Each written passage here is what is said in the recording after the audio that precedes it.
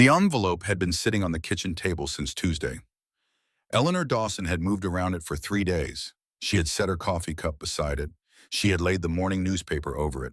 She had even turned it face down once, as if the words printed on the front might crawl off the page if she left them staring upward long enough.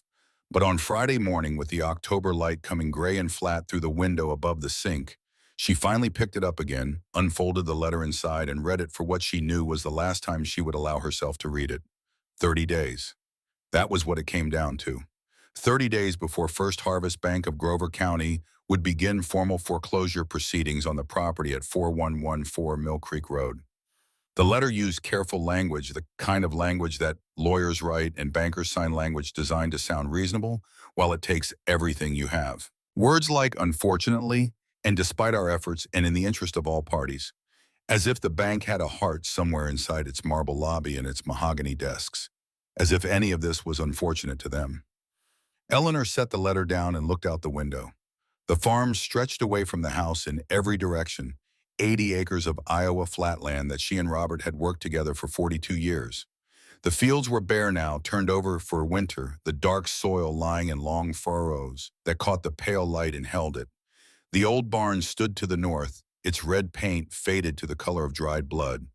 The equipment shed, the grain bins, the fence lines running out to the property edges, the posts leaning at different angles like old men who had been standing too long.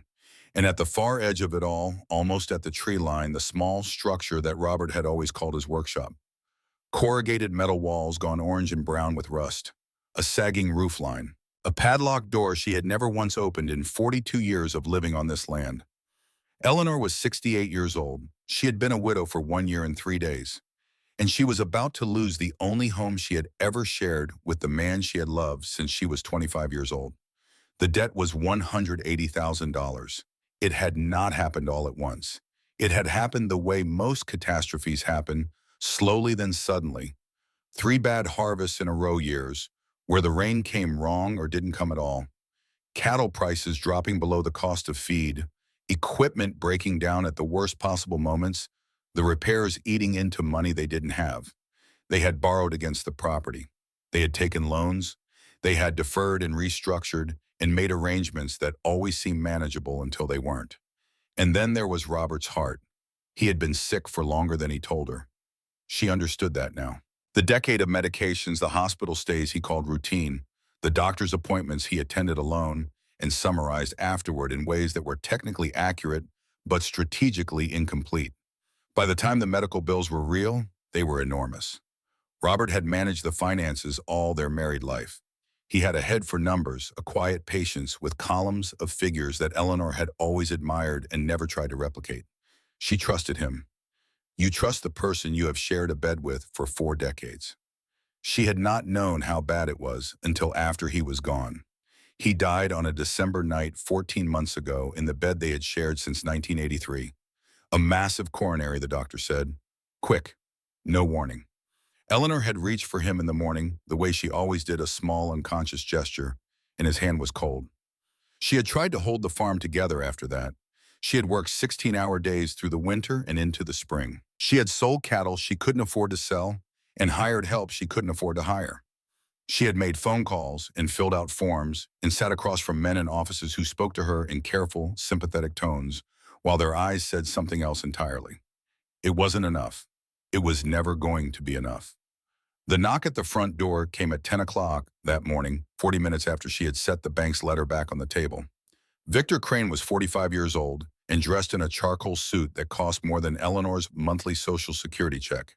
He had the kind of face that was probably handsome when he smiled, which he was doing now, standing on her porch with his leather portfolio under one arm and his clean shoes already picking up traces of the mud that never fully dried in October. He was the vice president of First Harvest Bank. He had called ahead. She had expected him. "Mrs. Dawson," he said, extending his hand. "Thank you for making time." She shook it. "Come in." He sat across from her at the kitchen table, the same table Robert had built by hand in 1987, oak planks fitted together with wooden pegs because Robert had believed that a table ought to be something that lasted. Victor Crane set his portfolio on it and folded his hands and looked at her with an expression that he had clearly practiced many times. I want you to know, he said, that this is not a situation the bank takes any pleasure in. I imagine not, Eleanor said. You've been a customer of First Harvest for over 30 years. Robert was a man the whole community respected. This isn't something any of us wanted to see happen. But it's happening anyway. He paused, adjusted his expression slightly. The numbers are what they are, Mrs. Dawson. The debt exceeds the current assessed value of the property. The farm isn't generating income. Holding on past the point of viability isn't something we can continue to support no matter how much we'd like to. 42 years, Eleanor said. I'm sorry. I've lived on this land for 42 years. My husband broke this ground with his own hands. We buried 2 dogs in the northeast corner of the back field. We planted a tree the year we thought we were finally going to have a child, and it didn't happen, so that tree is the closest thing to a child we ever had. She paused. I just want to make sure you understand what 30 days means to me before we talk about what it means to the bank. Victor Crane looked at her for a moment. Then he opened his portfolio and began explaining the terms of the foreclosure process. She let him talk. She listened without interrupting. When he was finished, she thanked him for coming, and she stood up, and he understood that the meeting was over. She walked him to the door. He stepped off the porch and crossed the yard toward his car, a silver Mercedes that looked as out of place on a dirt farm road as a yacht in a cornfield. Eleanor stood in the doorway and watched him go. He got in the car. The engine started. He pulled forward a few yards, and then he stopped. Not at the end of the driveway where he would have turned onto the road. He stopped halfway just past the fence line in a spot where the lane bent slightly and gave a clear view of the property's far edge. Eleanor watched him sit there for a long moment. Then she saw him lift his phone to his ear. He was looking at the shed, not at the house, not at the barn, or the fields, or the grain bins. He was looking directly at Robert's workshop, the small, rusted structure at the edge of the tree line, and he was on the phone and his eyes did not move from it for the full 30 seconds before he finally pulled onto the road and drove away. Eleanor stood in the doorway for another minute after his car disappeared. A cold wind moved across the yard carrying the smell of turned earth and coming rain. She thought, he knows something is in there. And then for the first time she thought, what is in there? She had never asked Robert directly. Not once in 42 years. He had told her early in their marriage that the workshop was his space, his private corner of the farm, the place where he kept his tools and worked on projects she didn't need to worry about. She had accepted that the way you accept the things about a person that are simply part of who they are. Robert was a private man in certain ways. He had always had projects. He loved machinery the way some men love music or painting with a quiet intensity that didn't need an audience. The workshop was his. She had the garden, the house, the books. He had that rusted shed. She had never questioned it. She went back inside and sat at Robert's desk in the small room off the hallway that he had used as an office. She needed to start packing. She needed to figure out where she was going to go, how she was going to live on a Social Security income in a world where a studio apartment cost $1,200 a month. She needed to be practical. Instead, she found herself looking at his desk's drawers. She had not opened them since he died. She had cleaned the house room by room in the months after his death, had given away his clothes, had dealt with his truck and his tools and his collection of automotive magazines going back to 1978. But the desk drawers she had left alone. She told herself it was because she wasn't ready. The truth was probably simpler than that. She was afraid of what she would find, or afraid of what she wouldn't. She pulled open the top drawer. Inside a phone charger, 2 pens, a small notepad, a roll of stamps. Normal things. She moved to the second drawer. Insurance documents, farm records, a folder of receipts going back several years. She went through them methodically, setting aside anything that might be relevant to the estate, setting aside everything else. She reached the bottom drawer. It held a Bible she had given him in 1984, his reading glasses, 3 pairs because he was always losing them, and a small envelope of photographs she hadn't seen before. She opened the envelope and looked through them. Old photos. Robert as a young man, late 20s, standing next to a car she didn't recognize.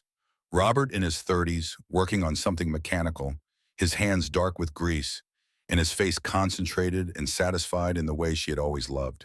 A photo of the 2 of them from what looked like the early 1990s, standing in front of the barn, Eleanor laughing at something off camera, Robert looking at her instead of at whoever was taking the picture.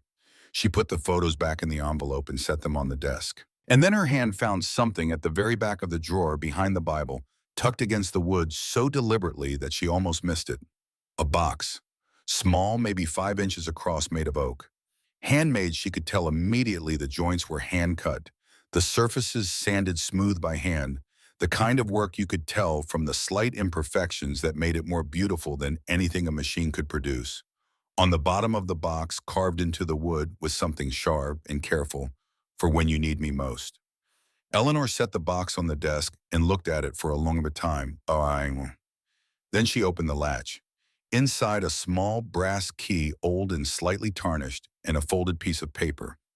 She recognized the handwriting before she even unfolded the note.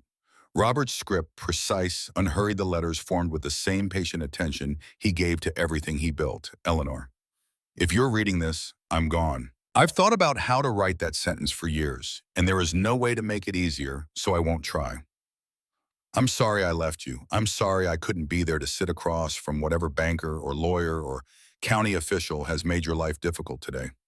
I know you're frightened. I know you're alone in a way I never wanted you to be. And I need you to know that I knew this moment might come, and I made sure it wouldn't be the end of your story. The key in this box opens the workshop, the one I never let you inside. The one I told you was too full of sharp tools and junk and reasons for you to worry. I kept you out because I was protecting a secret, not because I didn't trust you, because I trusted you completely. I kept it secret because I wanted it to be perfect, because I wanted it to be enough. I've been working on something since before we were married, since before I bought this farm, something I started because I believed in it and kept going because I believed in you. Open the workshop when you're ready. I think you'll know when that is. I love you more than I ever said, and I said it a great deal. Yours always and completely. Robert. Eleanor read the letter twice. Then she folded it carefully and held it against her chest and looked out the window at the workshop at the edge of the field. Robert had kept a secret from her for their entire marriage. She tried to understand how she felt about that and found that she felt only one thing clearly: hope. A fragile, tentative, deeply unfamiliar feeling, like a plant pushing up through cracked concrete. She sat with the letter and the key for the rest of the afternoon. She made dinner that she didn't eat.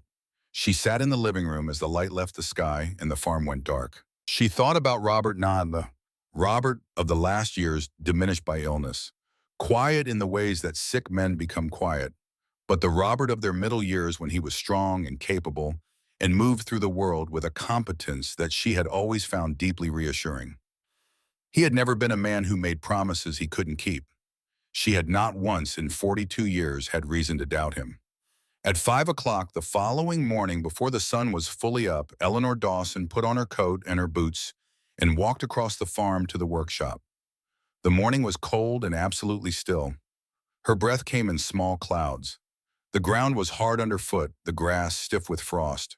Around her the farm lay quiet in the early dark, the shapes of the barn and the bins and the fence lines barely visible against the pale gray of the eastern sky. The workshop looked smaller in the half-dark. 12 feet wide, maybe 18 feet long. The corrugated metal walls had shed their color, entirely gone, the mottled brown and orange of deep rust. The roof line sagged in the middle, one end lower than the other. It looked like something that had been forgotten so long it had stopped expecting to be remembered. She stood in front of the padlocked door. The key slid into the lock without resistance, smooth, easy, as if the mechanism had been freshly oiled. It had. Robert had been here last. These were among the last things his hands had touched. She pulled the lock free and set it on the ground. The door was a sliding panel on a track, heavy, and she had to brace her feet and pull with her full weight. Metal scraped against metal, rust flaking away in orange chips, and the door groaned in a long, low complaint before it broke free and rolled aside. The interior was dark. No window she could see. Eleanor pulled out her phone and switched on the flashlight. The beam cut through the darkness, and the first thing she saw was not the car. The first thing she saw was the walls. Pegboards floor to ceiling lined every wall. Tools hung from them in precise arrangements. Wrenches sorted by size, screwdrivers standing in rows, pliers and clamps and specialty instruments. She couldn't name each one in its own place, each one clean. Below the pegboards were shelves, cans of paint and lacquer, bottles of polish and lubricant. boxes of parts labeled in Robert's handwriting. On the workbench along the back wall, a journal lay closed beside a neat row of pencils. Robert had not said the workshop was a mess because he wanted to keep her out.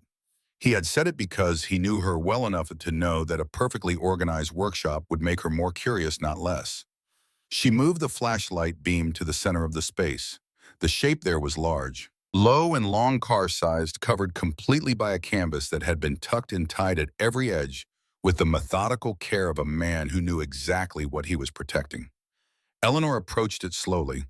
She found the first rope and worked it loose. Then the second, then the third. Her hands were shaking from the cold, from the anticipation, from the grief that moved through her in waves whenever she was confronted with fresh evidence of Robert's presence in the world. She gripped the edge of the canvas and pulled. It slid away all at once. The flashlight beam found it, and Eleanor Dawson stopped breathing. She did not know in that moment what she was looking at. She would learn the name later, would come to understand the history and the rarity and the extraordinary value of what Robert had left her. But in that first moment, standing alone in a rusted shed on a frostbitten Iowa morning, none of that mattered. What she saw was color. A blue so deep and so pure it seemed to generate its own light. A rich, saturated blue like October sky at noon, running the length of a low-slung body that crouched over wide tires like something about to leap. Two white stripes ran from the front of the hood straight back to the tail, precise as ruled lines, and the chrome that edged every surface caught the beam of her phone and threw it back in small, fierce stars. She walked around it. She walked around it slowly, the way you walk around something you don't entirely believe is real. The curves of the body were unlike anything she had seen before, aggressive and elegant.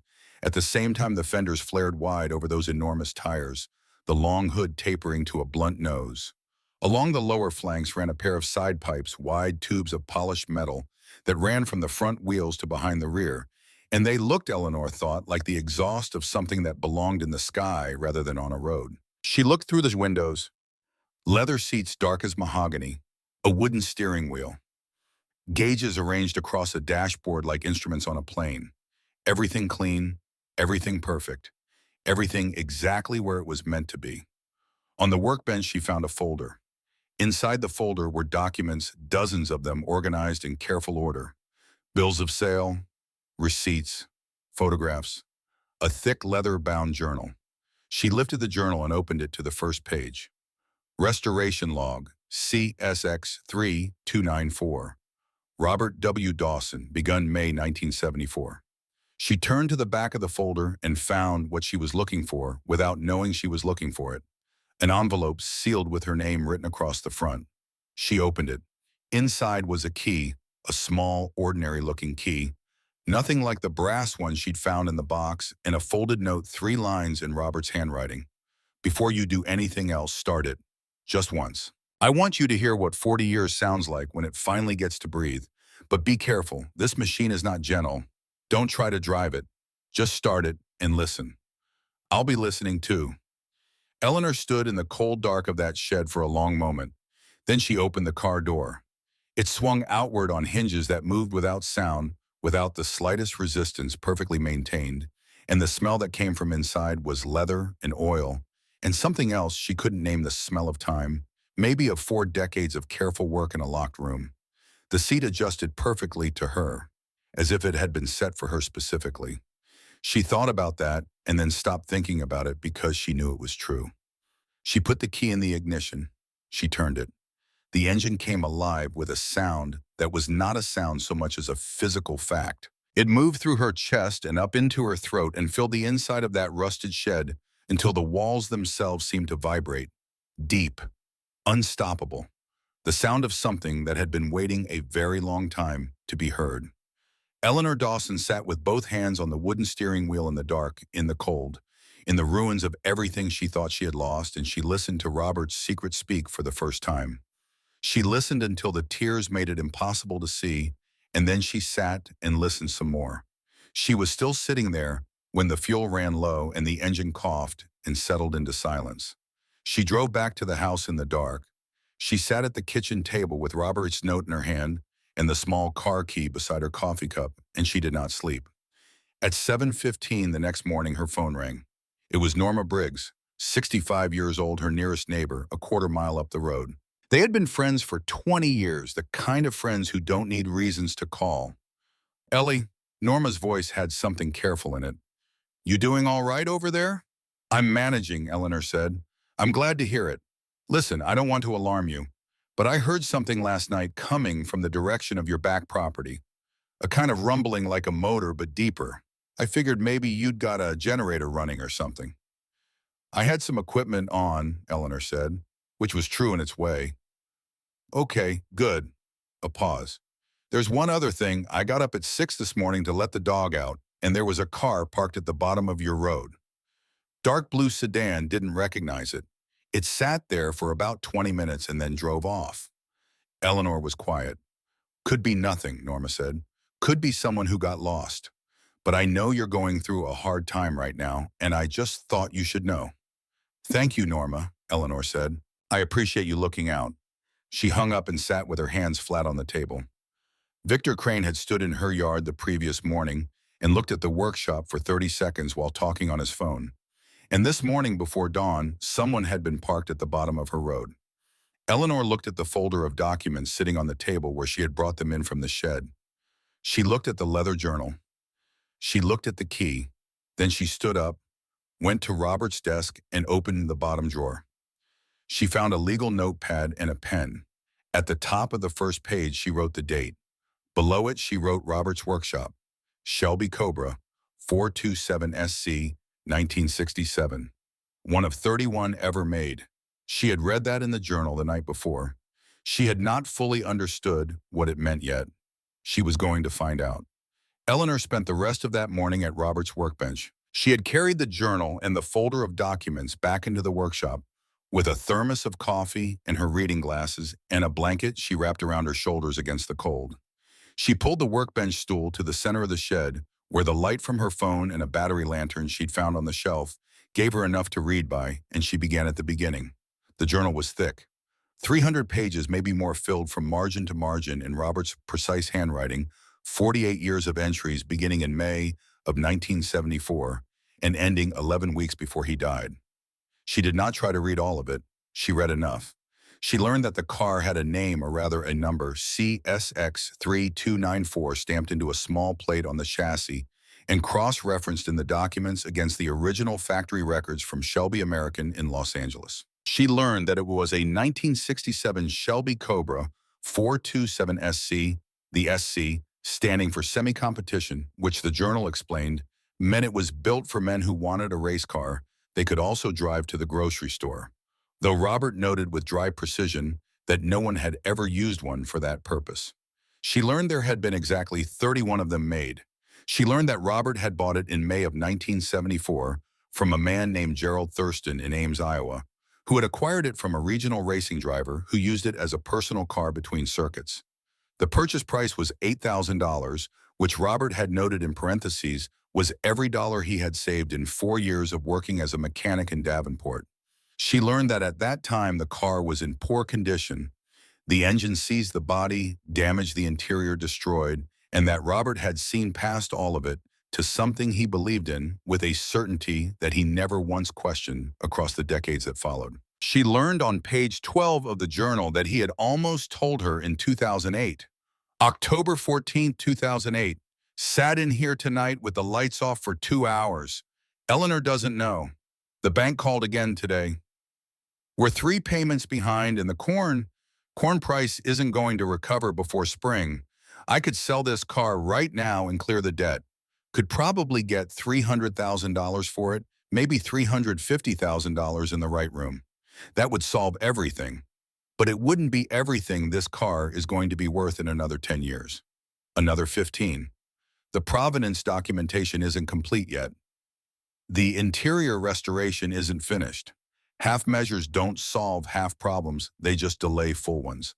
And Eleanor deserves the full thing. She always has. I turned the lights back on and went back to work. Eleanor read that entry 3 times.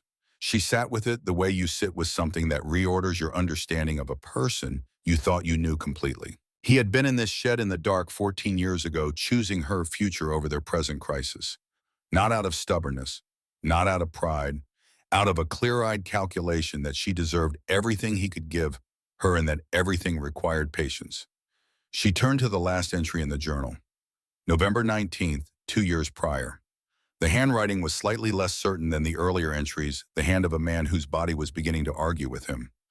Last detail on the provenance package went to the P.O. box today. Documentation is complete. CSX-3294 is as authenticated as any Cobra in existence. I sent the package to R.M. Sotheby's for a preliminary assessment. Expect to hear back in 4 to 6 weeks, if I'm right about the market. Eleanor will never have to worry again. I don't know how much time I have. The doctor uses careful words. I've learned to listen to what careful words are covering up. Whatever happens, this is finished. This is ready. I did what I set out to do. Eleanor closed the journal and set it on the workbench.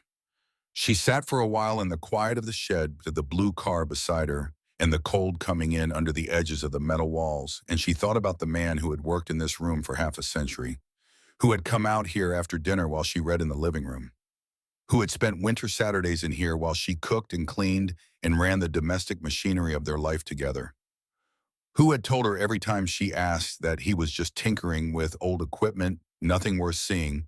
It's a mess in there. I'll clean it up one of these days. She thought about what it costs a man to keep a secret that long. Not from dishonesty, from love. Then she picked up her phone and started searching.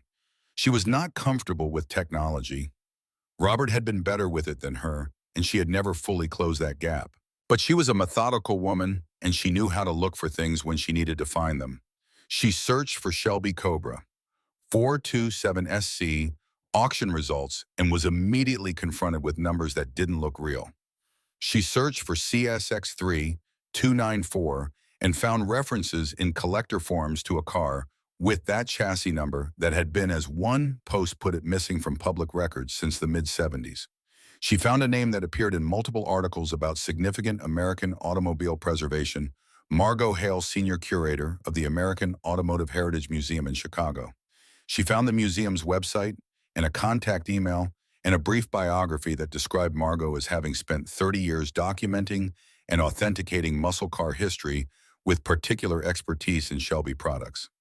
Eleanor wrote an email. She kept it short because she didn't know how much of what she had was real yet, and she didn't want to sound like a woman who didn't know what she had. My name is Eleanor Dawson. I live in Grover County, Iowa.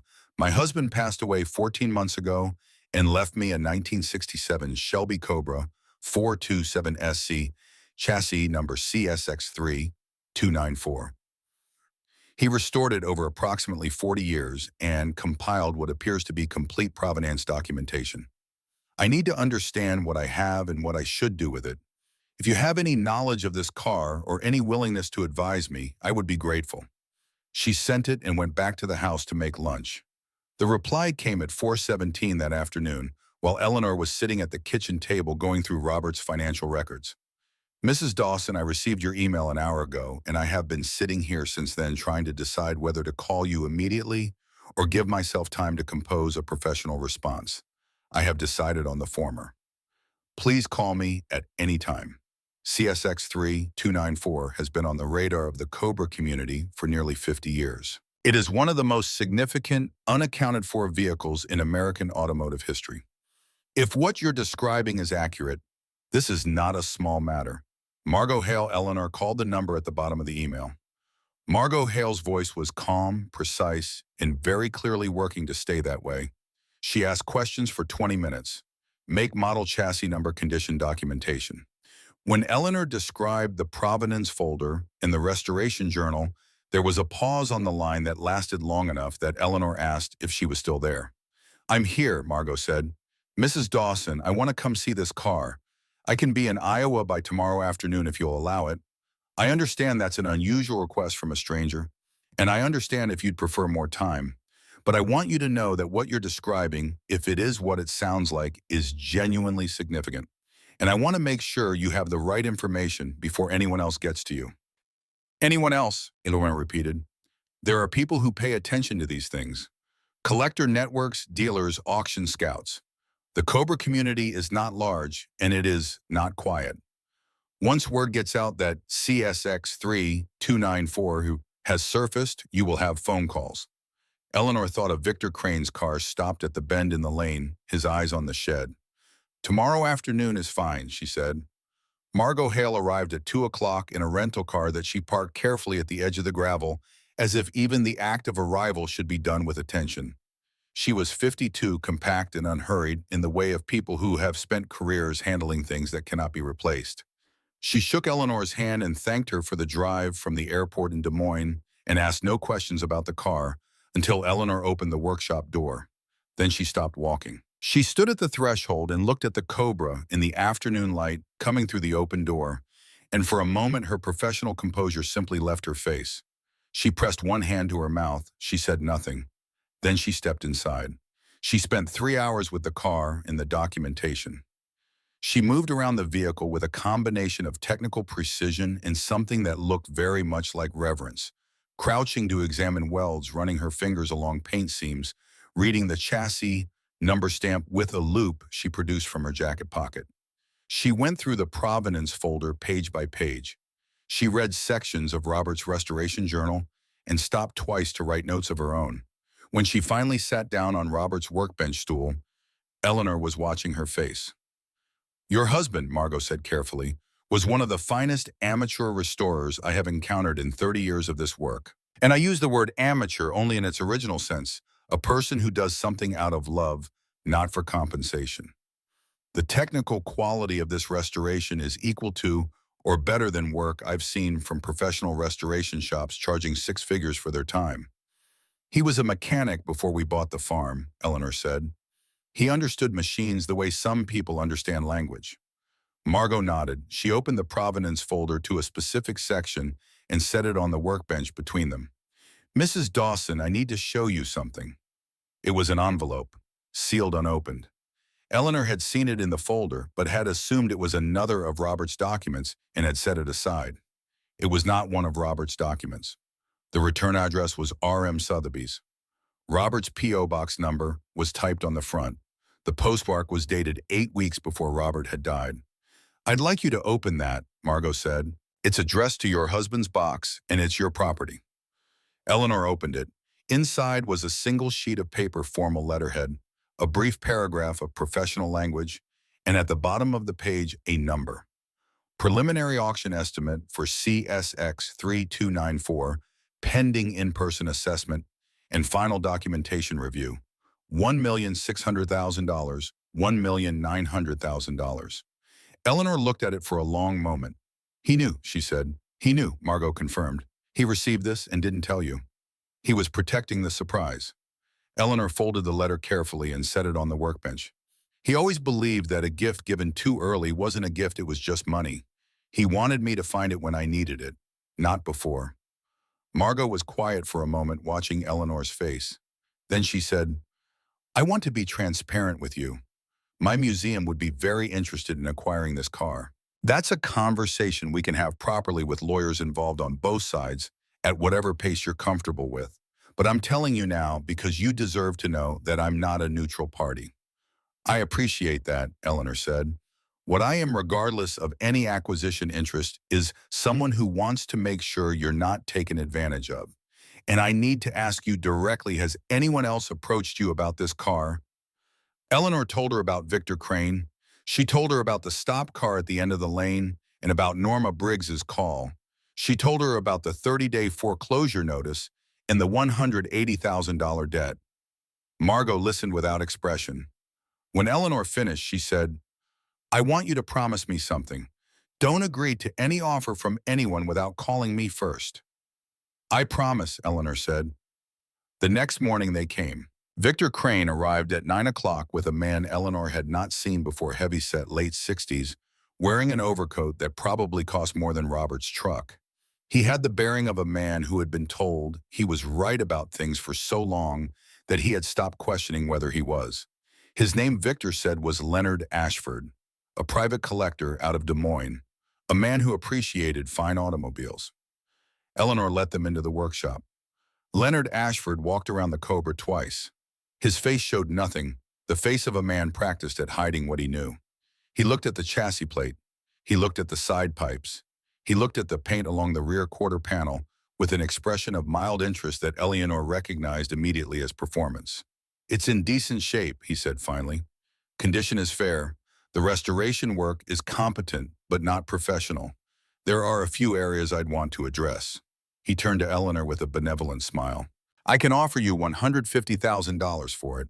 Cash. We can close this week." Eleanor looked at him for a moment. Then she went to the workbench and picked up Robert's restoration journal. She opened it to a page she had marked with a strip of paper that morning while she was drinking her coffee and preparing for exactly this conversation. August 14th, 1991.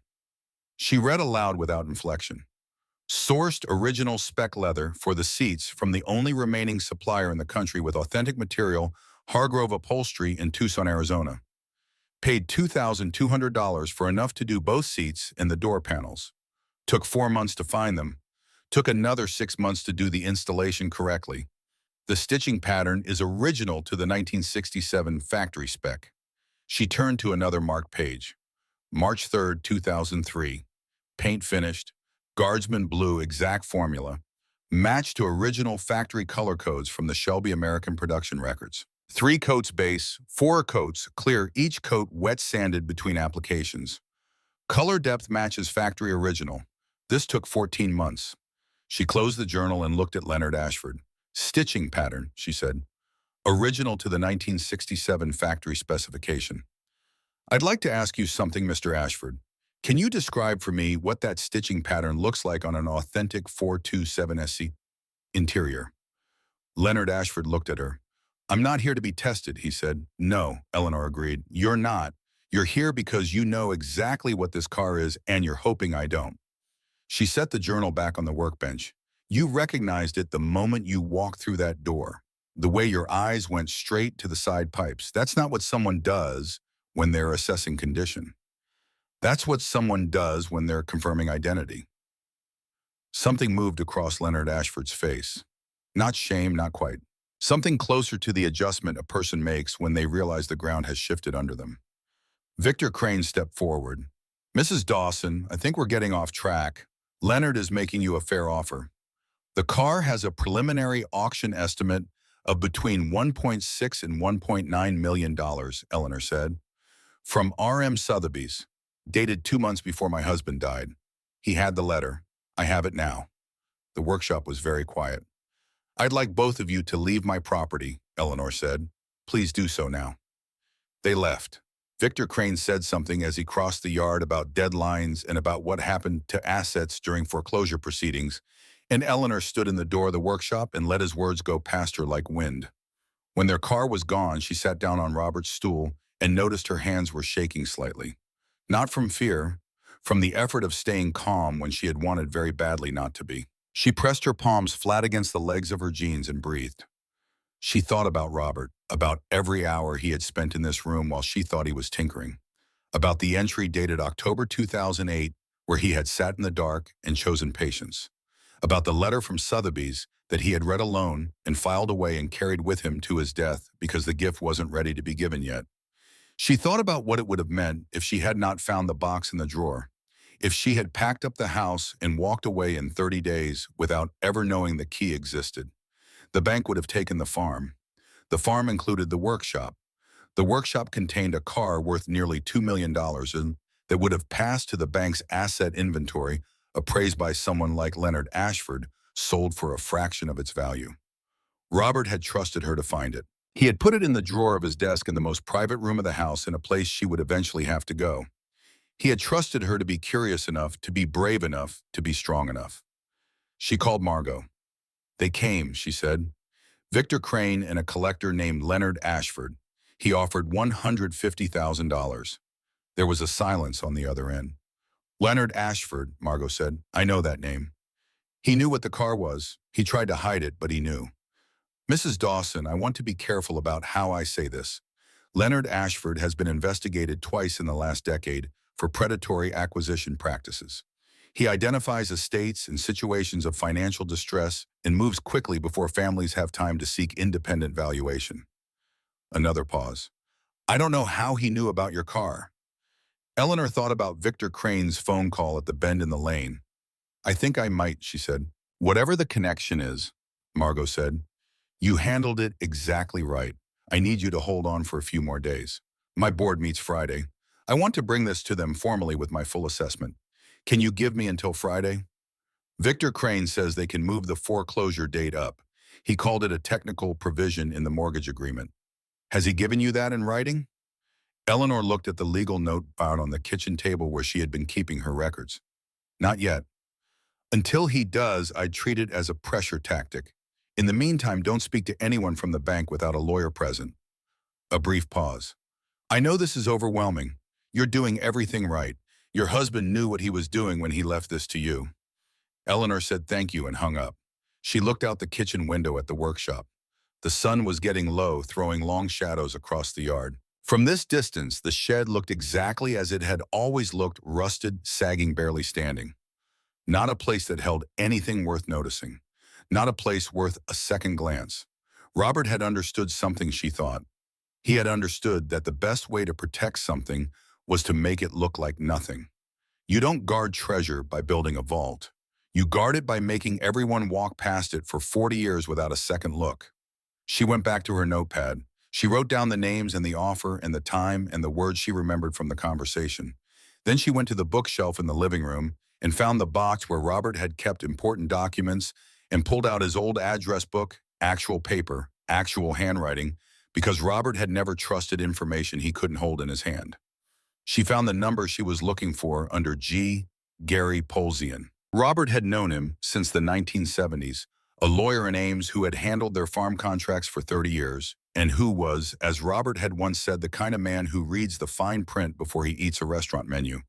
She called him. She told him enough of the story that he asked her to start from the beginning, and she did. When she finished, Gary was quiet for a moment. Eleanor, he said, do not sign anything, do not accept anything, and do not let anyone onto that property without calling me first. I'll pull the mortgage documents tonight. If the bank is claiming a technical provision to accelerate the foreclosure, I want to see that language. Thank you, Gary. Don't thank me. Robert Dawson helped me move a transmission once in a parking lot in 1979 when my truck broke down and he wouldn't take a dime. I've been waiting 30 years to return the favor. She hung up. She made herself dinner and ate it this time. She went back to the workshop after dark with the lantern and sat with the car for an hour, not reading, not researching, just sitting. The blue of the body had gone deep and almost black in the low light, but the chrome still caught the lantern glow and threw it back in small shifting sparks. She thought about Robert, 21 years old, handing over every dollar he had saved to a stranger in Ames for a car that most people would have walked past. She thought about what he had seen in it that no one else saw. The same things she supposed that he had always seen in things that others underestimated. He had been doing it her whole life. On Friday morning, Margot Hale called at 9:45. The board met last night, she said. I presented my full assessment along with the documentation and my photographic record from the site visit.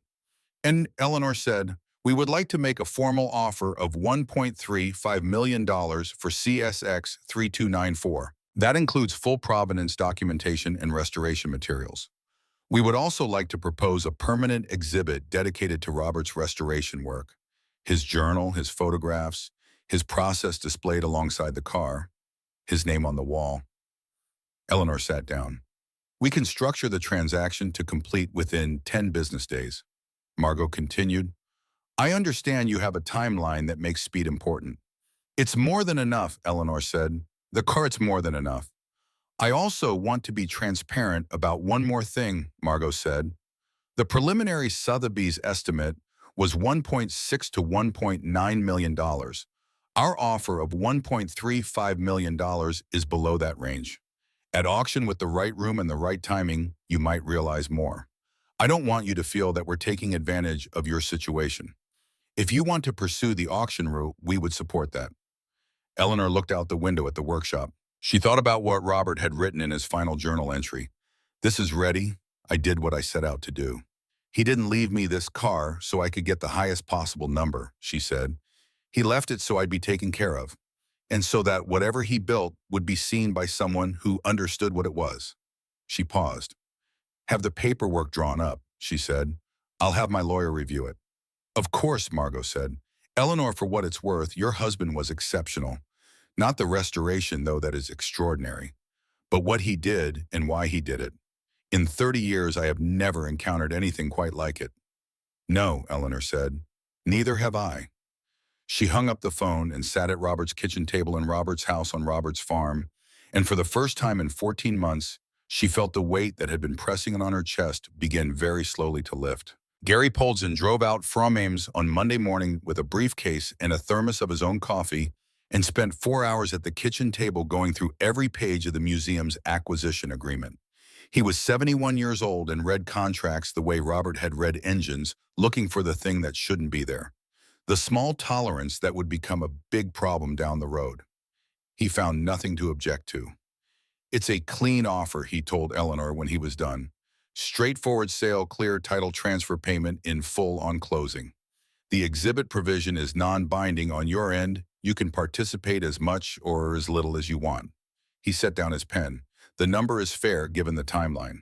At auction, you might do better. You might also wait 6 months for the right event in the right room and the right bidders all showing up at the same time. And in 6 months, Eleanor said, I don't have the farm. No, you don't. He looked at her over the top of his glasses. This is a good offer, Eleanor. Robert would have taken it. She signed the agreement that afternoon. The next morning, she drove to First Harvest Bank in Grover County and asked to see Victor Crane. She was made to wait 11 minutes in the lobby, which she suspected was intentional. The lobby was all marble and dark wood, and the particular kind of quiet that institutions use to remind you that they are permanent and you are not. Eleanor sat in one of the leather chairs and looked at the painting on the wall, a landscape Iowa fields in summer green and gold and orderly, and thought about the 80 acres she had worked for 4 decades and what green and gold had looked like when it came with debt and weather and the uncertainty of every harvest. Victor Crane appeared at the top of the stairs with his practiced smile already in place. Mrs. Dawson, this is a surprise. I wasn't expecting. I have something for you, Eleanor said. She stood and opened her bag and took out the certified check that she and Gary had arranged through the title company the previous day. The closing funds had cleared that morning, transferred from the museum's acquisition account. She had spoken to Margot twice to confirm the numbers and then sat at Robert's kitchen table and looked at the figure on the transfer confirmation for a long time before she printed it. $1,350,000. From that, she had paid Gary's fees and set aside the tax liability, which Gary had estimated conservatively and which she had set aside in a separate account to be dealt with properly. What remained in the certified check she was now holding out to Victor Crane was exactly $180,000, the precise figure on the foreclosure notice that had been sitting on her kitchen table for 3 weeks. Victor Crane looked at the check. He looked at it the way a man looks at something he was told was not going to happen. This pays the debt in full, Eleanor said, principal and all accrued interest and fees as calculated by your own office. She had asked Gary to verify the payoff figure twice. I'd like a receipt and a written confirmation that the foreclosure proceedings have been withdrawn. Victor Crane took the check. He looked at it again, then looked at Eleanor, then looked at the check once more. The lobby was quiet around them. The teller at the nearest window was very carefully looking at something else. I'll have the paperwork drawn up, Victor said. His voice had changed, not much but enough. I'll wait, Eleanor said and sat back down. She had her receipt 40 minutes later. She drove home on roads she had driven her entire adult life, past fields that were beginning to show the first suggestions of winter wheat, the soil dark and the sky high and clear and cold. She drove past the turnoff for the Briggs place and past the old grain elevator that had been out of operation since 2015 and past the stand of cottonwoods that marked the corner of her property. She pulled into the driveway of 4114 Mill Creek Road and sat in her truck for a moment before going inside. The farm was hers, fully cleanly with no debt and no 30-day notice and no Victor Crane making his way up the front walk in an expensive suit. The fields were hers. The barn was hers. The tree they had planted the year they understood they would not have children, grown now to a height that would have made Robert smile, was hers. The workshop still rusted, still sagging, still looking like nothing from the outside, that was hers too. She went inside and called Norma Briggs. Put on coffee, she said. I have something to tell you. 3 days after Eleanor signed the final closing documents, a collector from Houston called her on the house phone. She did not know how he had gotten the number. His name was Warren Price, and he had a slow, patient voice and the careful courtesy of a man who closed deals by making the other person feel that agreeing with him was their own idea. He told her he had heard through channels he didn't specify that a significant Shelby had recently surfaced in Iowa. He told her he had been collecting American muscle cars for 30 years and that his collection was private, well-maintained, and climate-controlled. He told her that he was prepared to offer $1.85 million for CSX 3294, no auction, no middleman cash transfer in 48 hours. Eleanor listened to all of it without interrupting. When he finished, she said, "The car has already been sold." A pause. "To a museum." "Yes." Another pause, longer this time. "Mrs. Dawson, I hope you don't mind me saying a museum offer is almost certainly below private market value. If you're open to discussing the acquisition agreement, there may be grounds to reconsider." "Mr. Price," Eleanor said, "my husband spent 40 years building that car. He documented every part, every hour, every decision he made across 5 decades of work. He kept a journal that runs to 300 pages. He was a mechanic from Davenport, Iowa, who saw something in a ruined machine that no one else saw, and he spent his life making sure the world would eventually see it too." She paused. "The museum is going to put his name on the wall. His journal is going to be in the exhibit. People are going to stand in front of that car and learn who built it and why. That is not something I can put a number on, and it is not something I would trade for an extra $500,000 going into a climate-controlled garage in Houston where no one but you would ever see it." Warren Price was quiet for a moment. Then he said, "Your husband sounds like he was a remarkable man." "He was," Eleanor said. "Thank you for calling." She hung up and wrote the conversation in her notepad. Date name offer declined. She had been keeping the log since the first morning, the way Robert had kept his restoration journal, methodically, completely leaving a record that could not be disputed. It occurred to her that she had learned that from him without knowing she was learning it. The workshop renovation took 6 weeks. Eleanor had thought carefully about what she wanted and had decided that the outside would stay exactly as it was. The rust, the sagging roofline, the corrugated metal walls gone orange with decades of Iowa weather. From the road, from the yard, from any angle outside, it would look precisely as it had always looked. This mattered to her in a way she didn't try to explain to the contractor. She hired a quiet man named Dell from 2 towns over, who did good work and didn't ask unnecessary questions. What she told him was what she wanted on the inside. The floors were leveled and poured smooth and finished in a pale gray that held light. 3 large skylights were cut into the roof, and the afternoon light that came through them was the kind of light painters spend careers chasing. The walls were insulated and drywalled and painted white, a clean, even white that made the space feel 3 times larger than its actual dimensions. Electrical was run properly with outlets at workbench height along every wall. Robert's workbench was left exactly as it was. She had specified this to Dell on the first day and again on the last day to make sure nothing was moved or replaced or tidied into something it wasn't. The pegboard above it stayed with his tools still hanging in the arrangements he had chosen. The shelves beside it held his labeled boxes and cans. His 3 pairs of reading glasses were in the small tray where he had always put them. She had a glazier come out and build a low glass case that sat at the end of the workbench, 6 feet long and lit from below. Inside the case, she placed the restoration journal open to the first page. Beside it, she placed the small oak box with the brass key, the one she'd found in the drawer, the key that had started all of it. Beside that, she placed Robert's 1974 bill of sale, the original document, $8,000 in faded typewriter ink, the receipt for the biggest gamble he ever made. At the back of the case, framed in simple oak, she placed the R.M. Sotheby's estimate letter. Folded as she had found it, the fold lines visible, the postmark clear. The letter Robert had read alone and carried with him in silence, and filed away because the time wasn't right yet. On the wall above the workbench, she hung 2 things. The first was the photograph she had found in Robert's bottom drawer, the one of him in his early 30s, standing beside the stripped chassis, his hands dark with grease, and his face wearing that particular expression of concentrated satisfaction. On the back of the photograph in his handwriting, 1978, Martha's future taking shape. Except Robert had written Eleanor's name, not Martha's, and she had looked at that for a long time before she understood that it didn't matter whose name was written there. What mattered was what he had meant. The second was a framed card, white background, simple text, the same font and size she had seen on the exhibit notes at the one museum she had ever visited with Robert in Chicago 20 years ago. Robert William Dawson, 1951 to 2022. Mechanic, farmer, husband. He spent 40 years building something his wife didn't know existed so that she would never have to face the world without a foundation beneath her. This was his workshop. These were his tools. The car that stood here is now at the American Automotive Heritage Museum in Chicago. The love that built it has never left this room.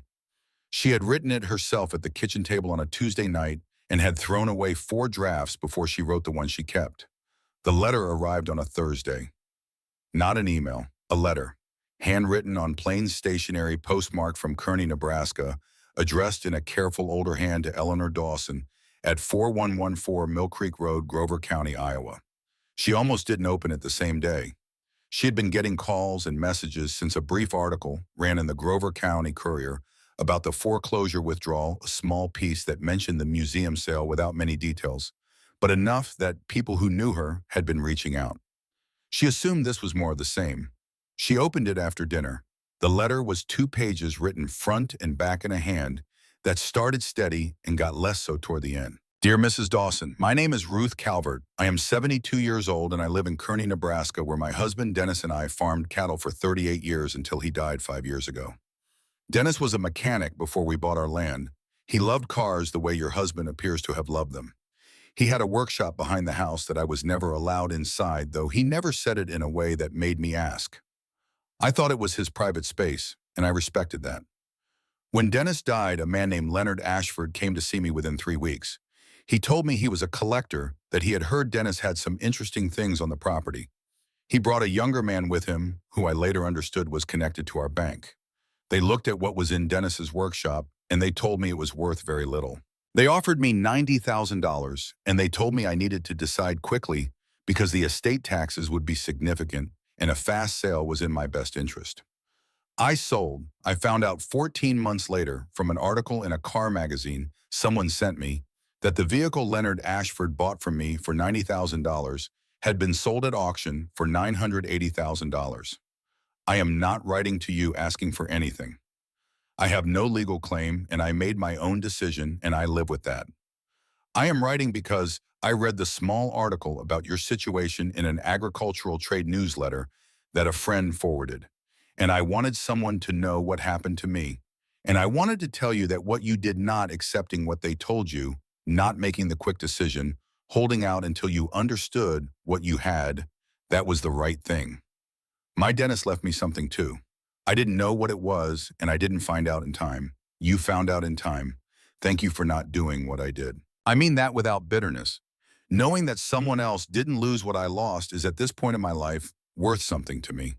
With respect and good wishes, Ruth Calvert. Eleanor read the letter twice. Then she sat at the kitchen table for a long time without moving. She thought about Ruth Calvert in Kearney, Nebraska, a woman she had never met who had signed a paper that cost her the better part of $1 million because a man named Leonard Ashford and a banker had arrived within 3 weeks of her husband's death and told her to decide quickly. She thought about what 3 weeks felt like when your husband had just died. She thought about how a woman alone on a farm facing estate paperwork and grief and the sudden need to understand finances she had never managed would feel when 2 confident men in expensive coats told her what something was worth. She thought about what Victor Crane had looked like, standing in her kitchen, hands folded, voice reasonable, telling her that holding on wasn't noble, it was just prolonging the inevitable. Eleanor went to the desk and found a clean sheet of paper. She wrote back to Ruth Calvert that same night. She wrote 2 pages. She told Ruth about Robert in the workshop, in the journal, in the brass key in the oak box. She told her about finding the R.M. Sotheby's letter and what it said. She told her about Victor Crane and Leonard Ashford standing in the workshop while she read from Robert's journal, and about the moment she realized that the only weapon she needed was the knowledge Robert had left her. At the end of the letter, she wrote, I have been thinking about what to do with what Robert left me, not just the money, but the story and the lesson that came with it. I don't have an answer yet, but your letter has helped me understand something. It isn't enough to have been the one who found out in time. There have to be fewer women who find out too late. I would like to stay in correspondence with you if you're willing. I think we have things to say to each other that neither of us has been able to say to anyone else. She sealed the letter, addressed it, and put it on the table by the door to mail in the morning. Then she went to the workshop. She had bought supplies 2 weeks earlier, canvas brushes, oil paints, in colors she had chosen slowly in the art supply store in Des Moines, the way you choose things when you finally have permission to want them. She had set up the easel in the center of the workshop floor under the middle skylight where the afternoon light fell in a clean rectangle. She had not yet painted anything. She had stood in front of the blank canvas twice and found that she wasn't ready. Tonight she was ready. She set up the lantern at the angle she wanted. She looked at the empty space where the Cobra had stood, and she looked at the workbench with its tools and its glass case and the photograph of Robert on the wall, and she looked at the light coming through the new skylights and the way it fell across the old floor. She picked up a brush. She painted from memory, which was the only way she knew how. The image she had carried since the first morning, the blue car in the half-dark of the workshop, the canvas draped over it, the single beam of light from her phone cutting through the dust and finding that color, that extraordinary blue, and throwing it back at her like an answer to a question she hadn't known she was asking. She worked for 3 hours without stopping. What emerged on the canvas was not technically perfect. She had not painted seriously since her 20s, and her hand remembered less than she had hoped. But the color was right. She had chosen the blue, carefully had mixed it twice before she was satisfied, and the light was right, and the feeling of the thing was right in the way that matters more than technique. When she stopped, her back ached and her eyes were tired, and she was satisfied in a way she had not been satisfied in a very long time. She cleaned her brushes and stood back and looked at what she had made. It would go to Chicago. Margot had asked when Eleanor mentioned she was painting if the museum might display it alongside the car and the exhibit materials. Eleanor had said she would think about it. Standing in her workshop at 11 o'clock on a Thursday night, looking at the first painting she had completed in 40 years, she decided the answer was yes. She wanted people who stood in front of Robert's car to know that someone had loved him. That someone had stood in this room and seen what he had built and felt something that couldn't be measured in auction estimates, in provenance, documentation, and certified checks. She wanted them to see the car through her eyes on the morning she found it before she knew what it was worth. Because that was the moment that mattered. Not the transaction, not the number, not the restoration's technical achievement. The moment she pulled the canvas away and the light found the blue, and she understood that the man she had loved for 42 years had been all along quietly building her a future. In the spring, Margot sent photographs of the completed exhibit. The car was displayed in a room of its own, lit from above the blue paint, doing in museum light exactly what it had done in the beam of Eleanor's phone on that November morning, generating its own luminescence, pulling the eye, refusing to be ignored. The Restoration Journal was in a case beside it, open to a page Eleanor had chosen October 14th, 2008. The night Robert had sat in the dark and chosen patience. The name card on the wall read Robert William Dawson, mechanic, farmer, husband. This car was his life's work and his final gift. On the adjacent wall hung Eleanor's painting. She drove to Chicago in April with Norma Briggs, who insisted on coming and who talked for most of the 4-hour drive about her daughter and her grandchildren and the new fence she was putting in on the north property line, which was exactly the kind of conversation Eleanor needed for 4 hours. They stayed 2 nights in a hotel that was nicer than Eleanor had thought necessary, but that Norma had booked before Eleanor could object. She stood in front of the exhibit for a long time. She stood in front of the car and looked at it the way she had looked at it the first morning, as something she did not entirely believe was real. A man she had loved. 4 decades of quiet work. A shed that looked like nothing.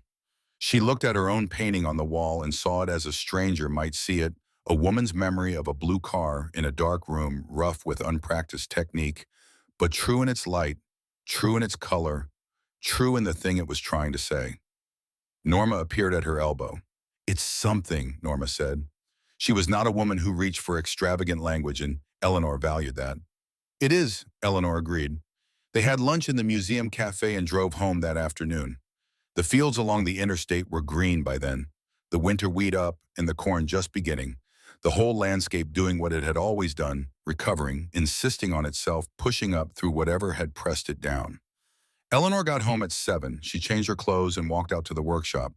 She had been corresponding with Ruth Calvert for 3 months by then. Letters still, Ruth didn't use email, and Eleanor found that she preferred letters anyway.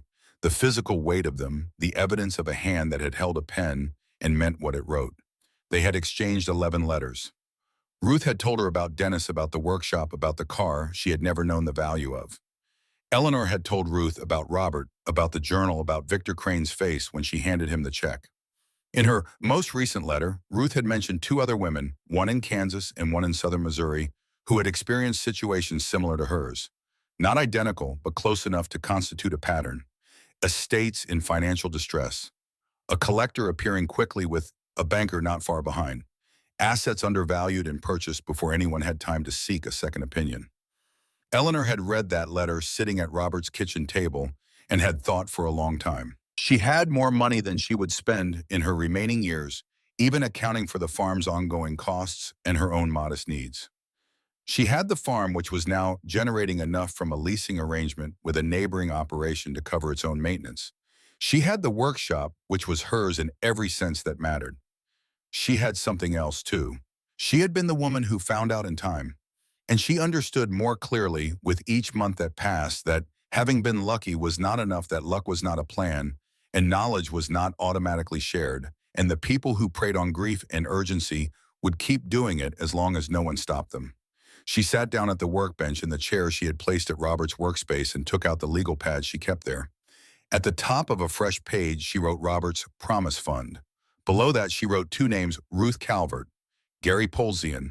Below that, she wrote Purpose to provide independent valuation assistance and legal advocacy to widows and widowers facing estate asset decisions under financial pressure or time constraint, specifically in rural communities where access to specialist knowledge is limited.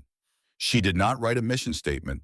She did not write a strategic plan. She wrote a list of the things that would have helped her in those first weeks, a phone number to call, a person who knew what questions to ask, someone to stand between her and the people who arrived with clipboards in condescension and the false urgency of a closing window. She would call Gary in the morning. She would write to Ruth. There was a law clinic at the state university that Gary had mentioned in passing, a professor who had written about predatory estate acquisition in rural counties. She had the name written somewhere. It would take time. It would be complicated. She was 68 years old, and she had never run anything more complex than a household in a small cattle operation. But she had Robert's journal to tell her how to proceed. Not the specific details, those would be different, but the method. The thing the journal had taught her across 300 pages of careful entries was simply this. You decide what you're building and you show up for it, and you do the next thing that needs doing, and you don't stop because it takes longer than you expected. That was all he had done. For 48 years. She picked up the pen and kept writing. Outside, the workshop looked exactly as it always had. Rusted walls, sagging roof, a padlock on a sliding door. Nothing worth a second glance from the road. Nothing to suggest that inside, in a pool of skylight falling clean and straight onto a concrete floor, a woman was sitting at her late husband's workbench and planning something that hadn't existed in the world until tonight. The farm was quiet. The fields were dark. The tree they had planted the year they understood they would not have children stood at the edge of the yard, its new leaves small and certain in the April night. Eleanor Dawson wrote until midnight. Then she capped the pen, turned off the lantern, and walked back to the house under a sky full of stars. She had things to do in the morning.